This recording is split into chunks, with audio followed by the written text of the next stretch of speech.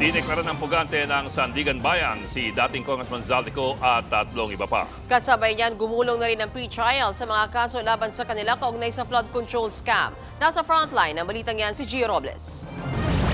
Nasaan si Zaldico? Ilang buwan na yang tanong pero wala pa ring kumpirmasyon. Hindi umuuwi si Ko simula pa noong Hulyo nang magpa-check up abroad hanggang sa masampahan na siya ng kasong graft at malversation kaugnay sa umano'y maanumalyang proyekto kontra baha sa Oriental Mindoro. Ang sigurado lang ngayon, isa na siyang pugante.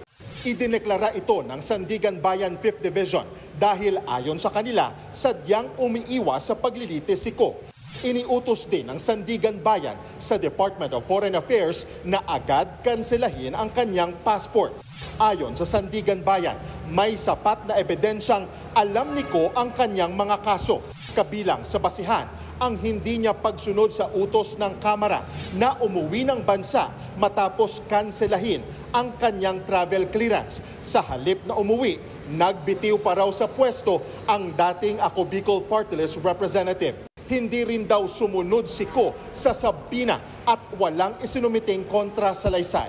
Binanggit din ng korte ang mga pahayag ng abogado ni Ko na babalik lang daw ang dating kongresista kung matitiyak ang kanyang kaligtasan o kung bibigyan ng house arrest o bail na itinuturing na malinaw na pagpapakita ng pagtaka sa hustisya. Dahil pugante, hindi pwedeng humingi ng pabor o proteksyon mula sa korte si Ko hanggat hindi siya sumusuko alinsunod sa Fugitive Disentitlement Doctrine. Bawal din siyang maghain ng motion sa pamamagitan ng kanyang abogado para ipabasura ang kaso o humiling ng temporary restraining order. Una nang sinabi ng DILG na posibleng nasa Portugal si Ko.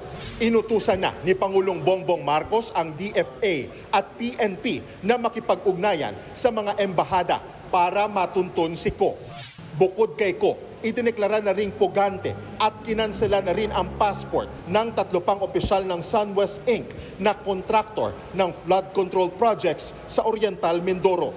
Hindi rin pinayagan ng Sandigan Bayan 5th Division ang hiling ng prosekusyon na pagsamahin ang mga kasong graft at malversation kay Zaldico sa mga opisyal ng DPWH at SunWest. Pababagalin lang daw nito ang paglilitis. Hindi rin pwedeng humiling ng ganitong pabor ang isang itinuturing ng pugante. Nagbabalita mula sa frontline. Gio Robles, News 5.